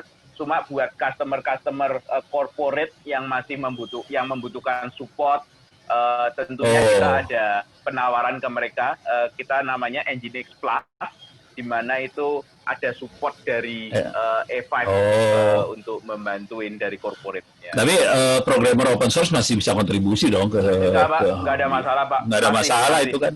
Iya. Nggak ada masalah. Nggak jadi mahal Pak. Nggak jadi mahal kan? Iya. Jadi ini pertanyaan Mas Abu, harganya jadi nggak friendly apa? Kayaknya nggak juga sih. Harganya masih oke. Masih open source Pak. Masih open source kok. Tenang. Mas Abu tenang. Silakan pakai Nginx terus. Aku baru tahu E5 pakai Nginx, baru tahu. Sorry, gue baru tahu barusan. Kasihan deh gue. Mas Iwan. Oke, lanjut. Pertanyaan kedua berikutnya dari Mas Hendy. Buat kedua Pak ya, Pak Andre dan Pak Ono. Saat ini eranya everything on cloud. Serangan cyber yang dialami oleh DDoS yang berakibat pada ketersediaan app-nya di perusahaan. Bagaimana metode yang tepat dan efektif dari denial ini, Pak? Wah, seru nih. Mas Andre duluan bagian yang ini mah. Suaranya nggak gerak, nggak denger saya Pak. Bisa diulang? Oh iya. Ini kecil banget suaranya. Kayaknya gue yang bacain dah. Baik. Boleh. Ini dari Mas Hendy Ruswandi. Mau nanya buat Pak Andre dan Pak Ono. Saat ini eranya everything on cloud. Serangan cyber yang cukup sering dialami adalah DDoS, yang akan berakibat pada availability dari aplikasi kita. Bagaimana metode yang tepat dan efektif untuk menghindari DDoS? Pertanyaan gitu aja sih sebenarnya. Oke. Ya, makasih Pak Ono. Lebih jelas nih Pak suaranya Pak. Wih, Ono gitu loh. Cuma lebih tua daripada Iwan gitu, udah nggak keren. Vina lebih tertarik Iwan daripada Ono jelas. Ya, untuk terima kasih Pak Indi buat pertanyaannya. Jadi kalau saya bisa bilang kalau sekarang memang udah ke eranya cloud ya. Jadi mungkin ini buat informasi aja. Jadi pada saat kita menggunakan cloud itu ada anggapan bahwa pada saat sudah menggunakan cloud itu aman. Security udah jadi tanggung jawabnya si cloud provider gitu. Tapi sebenarnya kalau kita bisa lihat di masing-masing cloud provider itu ada namanya share security model, yang dimana security untuk physical security, kemudian untuk physical hardware itu tanggung jawabnya dari penyedia, dari cloud provider, tetapi tanggung jawab untuk aplikasi, keamanan aplikasi adalah tanggung jawab dari yang punya aplikasi. Jadi nggak benar bahwa kalau udah di cloud itu semua security-nya udah di take care, udah dijagain oleh cloud provider. Tapi yang sebenarnya adalah share security model. Nah, salah satu attack sekarang, jadi sekarang kalau saya bisa sharing, orang melakukan attack itu tadi salah satunya Pak Ono sempat cerita juga mengenai credential stuffing, dicuri itu identity-nya. Nah, itu salah satu yang paling populer, credential stuffing. Terus kemudian attack di sisi aplikasinya kita, karena vulnerability di sisi aplikasi. Nah, kemudian kita juga kenal mengenai attack yang di-launch oleh automated, atau kita sering kenalnya bot attack. Nah, yang salah satu lagi yang dari pertanyaannya Pak Hendy ini adalah mengenai DDoS. Nah, kalau kita ngomongin DDoS, itu tujuannya adalah membuat resource-nya kita itu kewalahan, terus ujung-ujungnya mati sendiri. Baik yang diserang bisa dari sisi infrastrukturnya, bisa dari ISP-nya, internet link-nya, bisa dari aplikasinya itu sendiri. Nah, jadi kalau kita ngomongin DDoS, itu sebenarnya ada ngomongin network DDoS, ada ngomongin application DDoS. Ada yang ngomongin volumetric, jadi dia menggunakan volume yang besar banget untuk melakukan DDoS. Ada juga yang menggunakan volume yang kecil banget, tapi dengan volume yang lambat sekali itu, dia juga bisa melakukan DDoS. Jadi kalau kita ngomongin DDoS itu ada macam-macam itu sebenarnya. Kita mungkin kenalnya DDoS lebih ke arah network DDoS, kita lebih kenal dengan menggunakan volume yang besar. Tapi nggak necessary. Ada juga orang yang melakukan DDoS itu dengan melakukan, misalnya saya kasih contoh slow loris, itu termasuk DDoS. Dia melakukan HTTP request, tapi request-nya nggak pernah kelar-kelar. Jadinya resource-nya server harus standby terus, dia harus allocate resource untuk nungguin request-nya. Tapi request-nya sendiri nggak kelar-kelar.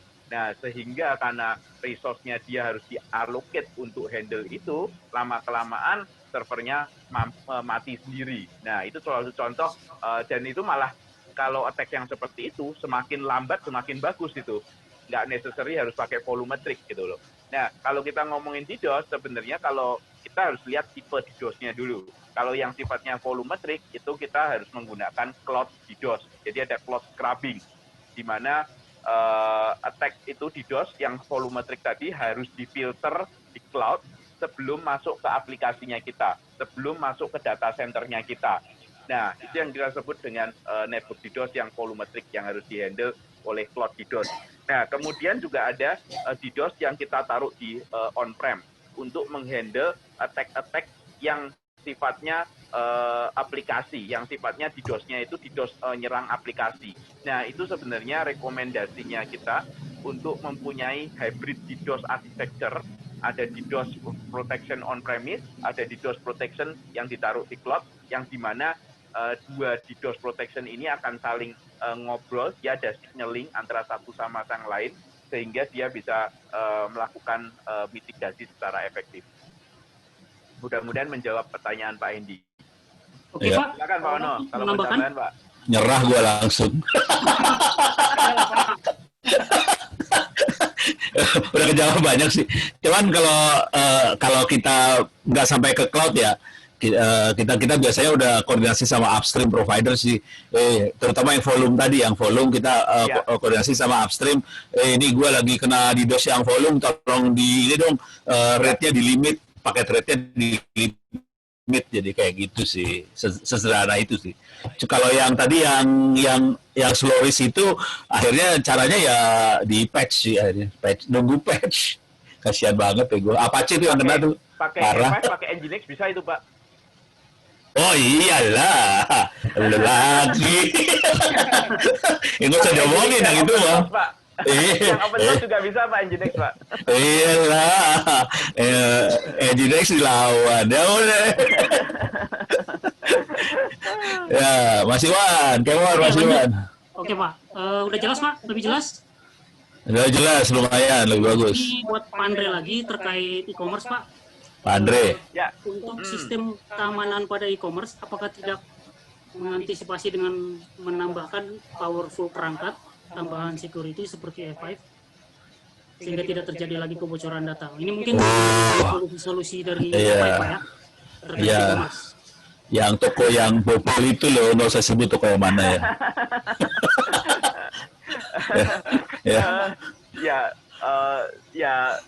Saya nggak ngomong yang mana sih ya.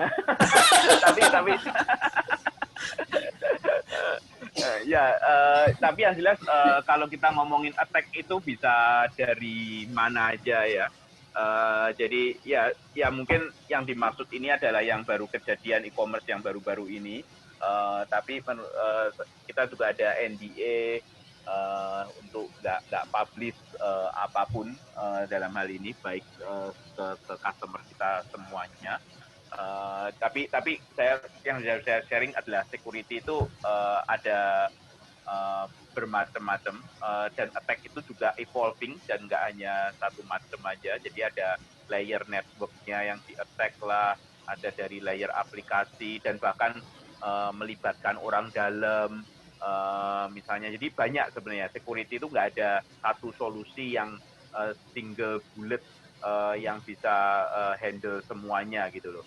Nah, tapi sebenarnya yang saya lihat di attack itu sekarang cenderung berubah. Yang dulunya 20 tahun yang lalu itu orang ngelakuin attack itu biasanya dengan kemampuan knowledge-nya mereka punya sophisticated knowledge untuk melakukan attack. Tapi yang saya lihat kecenderungannya orang sekarang melakukan attack itu dengan menggunakan tools. Tools-nya itu canggih banget. Jadi kayak di e-commerce itu paling banyak itu kena attack itu kayak contohnya scraping. Jadi dari kompetitor atau apa saya nggak tahu, mereka coba curi, mereka coba ambil datanya, harganya gitu loh. Ya, jadi mereka melakukan scraping gitu. Nah itu sebenarnya yang melakukan attack itu udah bukan human lagi, tapi udah robot semuanya itu, udah di-automate semuanya. Jadi kalau kita ngomong DevOps itu ngomongnya automation. Nah orang ngelakuin attack itu juga udah di-automate sekarang. Nah dan itu menggunakan tools-tools yang cukup canggih. Dan kadang solusinya yang kita pikir kayak CAPTCHA gitu, itu bisa digunakan untuk menghandle robot, tapi itu nggak cukup efektif, karena kalau saya bisa sharing tools-tool untuk nge-bypass CAPTCHA itu banyak banget. Mungkin dari teman-teman pernah dengar Death by CAPTCHA, To CAPTCHA, itu semua tools yang bisa digunakan untuk nge-bypass CAPTCHA. Dan dari satu sisi CAPTCHA juga nggak membuat user experience nggak nyaman. Saya juga paling nggak suka kalau kena CAPTCHA, apalagi CAPTCHA sekarang aneh-aneh, suruh minta ada 10 gambar, cari gambar yang ada sepedanya gitu. Nah, saya harus liatin mana yang ada sepedanya lah, ini gambar apa dan sebagainya. Nah, itu ribet banget sekarang, tapi nggak efektif lagian gitu loh. Nah, jadi makanya sekarang attack itu evolving, menyerang di semua layer, dan itu blended udah nggak jadi satu kesatuan, jadi dia melakukan blend attack, baik dari sisi network, dari sisi aplikasinya, dari transportnya, dan sebagainya. Nah, jadi di sini automated attack itu salah satu attack yang saya lihat jadi tren, dan automated attack-nya ini canggih banget, jadi dia bisa mensimulasi kayak seolah dari human. Jadi dia bisa mensimulasi pergerakannya mouse-nya, orang pakai keyboard-nya, orang lakuin typing, itu benar-benar menyerupai udah kayak orang aja gitu loh. Nah, jadi makanya saya bilang saya nggak attack itu macam-macam lah. Jadi makanya ini adalah sesuatu yang harus selalu evolve. Ya, ngomong-ngomong gini. Enggak, ini aku bukan komentar sih, aku lagi mikir ya. Saya kan akademisi ya, tukang riset sih sebenarnya. Saya lagi mikir buat mulai riset ke arah kayak, kebayang nggak sih pakai artificial intelligence buat defense gitu loh. Jadi pakai AI, jadi dia learning, ini attack tuh seperti apa, dia learning, nanti dia bisa forecasting, dia bisa klasifikasi sendiri otomatis, oh ini lo lagi mau attack nih, gitu lagi. Ya, udah memang seperti itu sih, Pak. Jadi kalau saya sempat beruntung, saya kadang bisa diskusi dengan produk manajernya dari E5. Dia melihat bahwa attack itu juga evolving, dan caranya kita memitigate attack itu juga harus berubah. Dan salah satu yang kita gunakan, kita leverage, yaitu dari menggunakan AI dan machine learning. Udah mulai ya? Udah mulai, Pak. Udah mulai. Di mesinnya F5 ya mungkin high end ya kali ya. F5 high end kayak gituan ya. Ini produknya sebenarnya masih dalam roadmap, Pak. Masih development nih sekarang. Iya, dalam development, tapi itu sudah salah satu udah jadi arahnya menuju ke sana. Kita akan leverage AI dan machine learning. Sekarang udah ada betanya sebenarnya, Pak. Udah ada betanya buat customer-customernya kita, beberapa yang mau join beta programnya, itu kita udah welcome untuk ikut dalam beta programnya. Itu udah menggunakan AI machine learning. Oh, berarti kalau di kota kan ada namanya smart city. Ya ini smart defense gitu kali ya. Boh ini lagi next generation, Pak. Wah, next generation, smart defense, next generation, wah keren banget dah. Ya, Mas Iwan, come Oke, on. lanjut. Buat Pak Andre lagi. Ini dari pengguna F5 ini, Pak. Oh, ada pengguna i5 langsung. Pak Andre ini. Thank you, Pak. Gimana? Mengenai F5 Big IP 2600 kali Pak ya, i 2600. Mau tanya nih, kira-kira kuat nggak ya perangkat ini kalau digunakan untuk balancing, terus web application firewall, dan reverse proxy dalam satu perangkat? Karena saat ini dia baru gunain untuk load balancer aja, Pak. Load balancer aja. Oke, ya. Ya, terima kasih Pak Ilham udah jadi pengguna dari E5, Pak. Ya, jadi kalau sebenarnya saat ini udah dipakai sebagai load balancer, jadi sebenarnya by design kalau Bapak udah gunakan E5 sebagai load balancer, itu sebenarnya udah jadi reverse proxy juga. Pada saat kita melakukan load balance ke server maupun load balance link, itu by nature E5 akan melakukan akan bertindak sebagai proxy. Jadi bertindak sebagai reverse proxy. Itu otomatis sebenarnya. Itu server itu servernya di belakang E5. Oh. Servernya di belakang E5, Pak. Jadi kita bisa pasang E5 di depan server di hostingan gitu, pasang E5. Oh, oke. Nah, jadi dari situ pada saat ada traffic dari user dari luar, itu akan nggak langsung nembaknya ke server di belakang, Pak. Oh. Tapi dia akan lewat ke E5. E5-nya. E5-nya akan buat koneksi baru ke server. Nah, itu yang disebut dengan reverse proxy. Jadi kita trafficnya berhenti di E5, E5 akan lihat ini traffic yang valid, legitimate, baru dia akan buat koneksi ke belakang ke server. Itu web application firewall-nya itu di E5-nya atau di servernya dipasang ini? Ini kan dia nanya. Di E5-nya, Pak, di depannya, di E5-nya juga, Pak. Oh, E5 ada WAF-nya juga tuh. Betul, jadi di E5-nya dengan menggunakan hardware yang sama, kita bisa bertindak sebagai load balancer, terus kita bisa tambahin modul untuk web application firewall juga. Nah, modul itu hardware software? Yang sama. Modulnya itu hardware software? Modul itu maksudnya software. Oh, software. Kita kayak bilang. Python aja, ya. Itu kalau yang ini kan Mas Ilham ini makanya E5 Big IP i 2600. Nah, itu kira-kira sampai seberapa kuat dia? Nah, jadi sebenarnya 2600 itu adalah perangkat minimum perangkat kita yang paling kecil. Itu sebenarnya kalau ditanyain bisa nggak bisa, itu bisa digunakan sebagai load balancer dan web application firewall. Tapi mungkin yang saya harus cek lagi untuk saya bisa confirm utilisasinya perangkatnya Bapak sekarang seperti apa gitu. Kalau memang masih ada resource yang masih bisa kita gunakan untuk web, tentunya itu bisa ditambahkan. Tinggal nambahin license saja untuk itu. Ya. Oh, keren loh, gue baru tahu. Kasihan deh si Ono, kurang gaul. Mas Iwan. Oke, lanjut biar gaul Pak. Ini ada yang nanya buat Pak Ono nih mengenai Google Cloud. Apa penting era sekarang? Kan mungkin sekarang banyak pilihan ya. Ada Amazon, ada Azure dan lain-lain. Mungkin bisa dielaborasi dikit Pak. Kalau ngobrol sama teman-teman, intinya sederhana aja. Kalau kita pakai cloud, kita pengen menghemat resource di kitanya ya. Apakah resource duit, resource infrastruktur. Jadi biar kita bayar ke sebelah sono, tapi kita tahu beres. Itu kalau cloud. Cloud-nya bisa apa aja sih, kalau cenderungnya mau Google Cloud boleh, apa boleh. Tapi ada kecenderungan yang menarik yang saya lihat.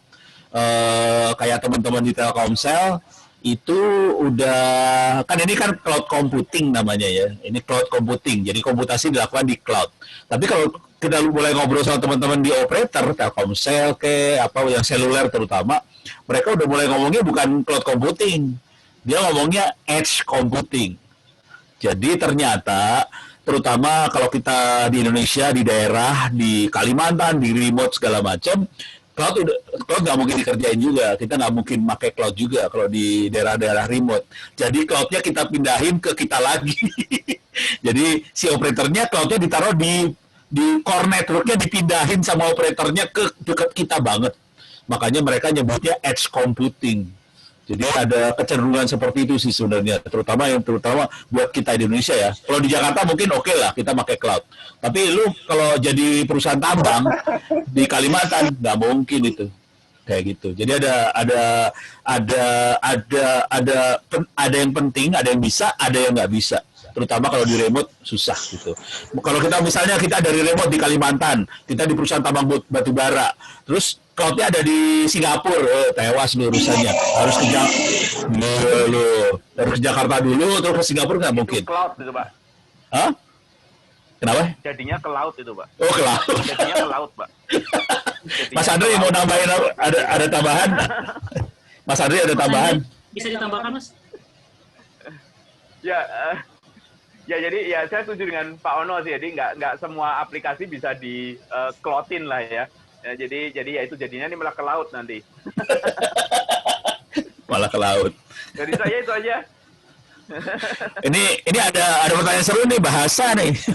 Oh iya Pak, ada yang ketinggalan Pak dari Mas Syur. Mas Syur, ya. WebEFI nggak ada settingan bahasa Indonesianya ya. Usul yang ini usul. Jadi kurang paham informasi yang disampaikan untuk orang yang bahasa Inggrisnya masih meraba-raba gitu. Ini usul barangkali. Emang nggak ada settingan bahasa Indonesia ya? Mungkin nggak semua kali Pak. Bisa sih, Ya, tinggal. Ya terima kasih Pak buat masukannya. Saya coba usulkan ya. Tapi teknik yang lain ada sih, ada tekniknya. Jadi memang ada. Kenapa Ya, Pak? enggak, Mas Andre, selesai dulu Mas Andre, ntar aku tambahin. Mas Andre. Oh iya. Ya. Ini Halo, Halo. Mas Andre. Mas Andre, sambungannya lagi deh. Apa? Kalau saya gini nih, kalau Anda punya masalah dengan bahasa, itu di browser tuh ada translate. Jadi klik aja supaya ditranslate websitenya. Jadi sebenarnya nggak perlu amat banget juga sih ada kemampuan pindah bahasa di website itu. Karena sekarang browser-browser dia bisa translatein buat kita langsung. On the fly gitu bisa gitu. Jadi aman-aman aja sih sebenarnya. Kalau mau tahu ceritanya, tapi takut waktunya habis. Ada pertanyaan lain lagi nggak? Kalau nggak, masih banyak nih, ada 11 new message lagi di bawah ya. Masih ada satu sih Pak terkait, ini saya nggak tahu lebih ke tepat ke Pak Andri atau Pak. Ya. Dari Mat Pondan, IP yang menyerang ke server yang sudah menggunakan CDN, distributed network maksudnya kali ya. Apakah bisa dilacak Pak? Ya bisa lah. Jadi gini ceritanya, IP itu kan nempel sama mesin. Bisa dilacak dari log-log yang ada. Jadi misalnya server kita taruh di CDN. CDN kan ada adminnya, Akamai kayak apa segala macam itu ada adminnya sih, jangan khawatir. Jadi server kita ada di CDN, terus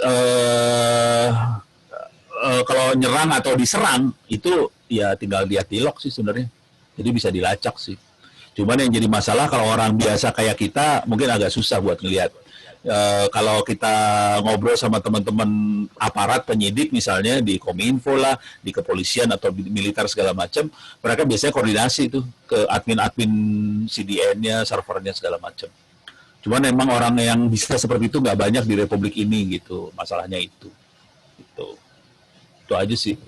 Jadi Baik, bisa dilacak. Baik, terima kasih Pak. Pak Andre udah bisa mendengar? Udah nyambung? Ya, maaf internet saya nggak stabil. Saya udah matiin video masih putus-putus. Oh iya. Ini bisa ditambahkan Pak yang mengenai Ya, untuk ngomongin bisa dilacak pastinya bisa lah ya. Jadi yang seperti Pak Ono tadi dilacak. Jadi semuanya kan ada IP-nya, ada log-nya dan sebagainya. Tapi memang nggak segampang itu kadang karena orang itu juga kadang bisa menggunakan proxy.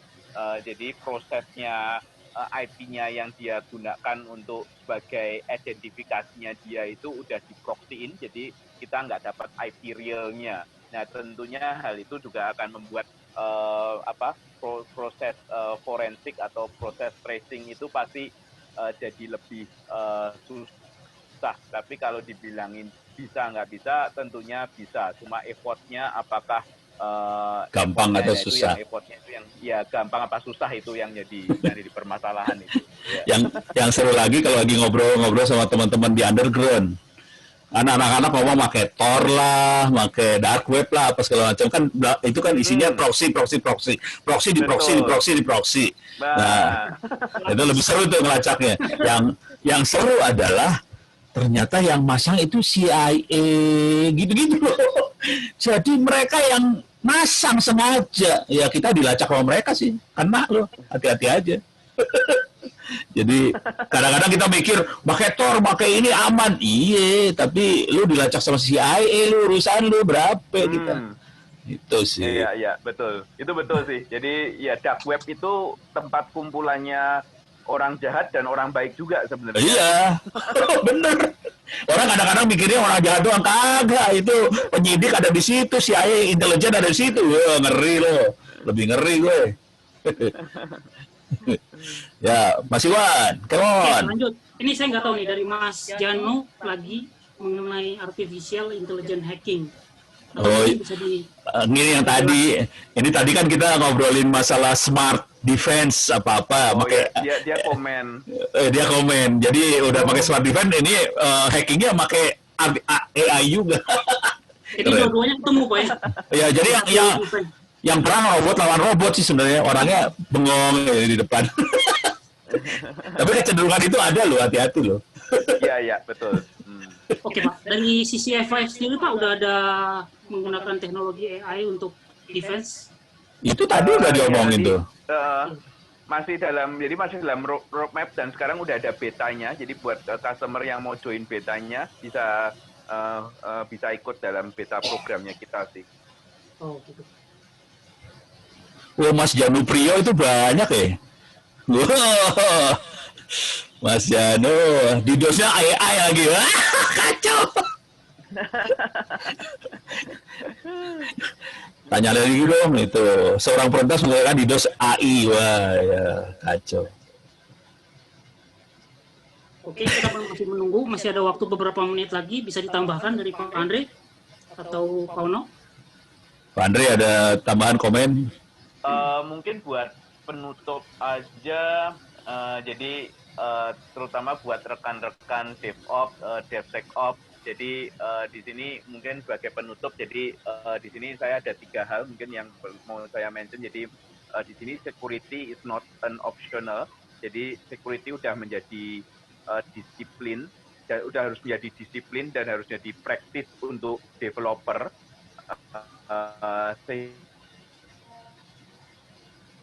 Putus. Seru.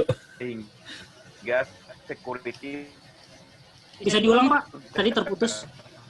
Harus menjadi bagian dalam deployment cycle. Putus ya? Halo. Ya. Maaf Pak, bisa diulang lagi. Ya jadi sekarang kedengeran nggak ya? Kedengeran bagus, yang sekarang bagus. Oke, ya. Jadi buat rekan-rekan DevOps maupun rekan-rekan DevSecOps, jadi sebagai penutup, jadi saya di sini mau ngomong bahwa security is not optional, jadi udah harus jadi disiplin dan praktisnya untuk developer, sehingga security harus jadi bagian dalam software deployment lifecycle, nggak jadi pilihan lagi, itu udah jadi keharusan. Nah, terus juga kita di sini saya ngomong mengenai shift left ya, jadi dulu itu kalau ngomongin security itu biasanya ditaruhnya di paling belakang. Jadi setelah aplikasinya udah dites, udah mau masuk ke production. Putus lagi. Ya. Mau production baru diamanin. Benar itu kejadian. Benar. Baru dia ngetes security-nya, baru dicek dilakukan. Shift left ini maksudnya adalah security mungkin, jadi itu yang disebut dengan shift left. Jadi integrasi security dapat dilakukan di paling awal development, sehingga pada saat software-nya sudah memasuki staging maupun development, semuanya harus sudah dites, termasuk security sudah dilakukan. Nah, terus yang ketiga, security harus di-apply di semua fase dalam software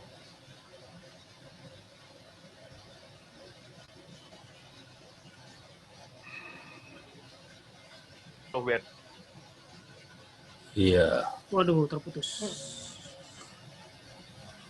Ya, semua fase harus di life cycle. Jadi di sini security udah menjadi praktis dan setiap aplikasi development sampai ke fase develop.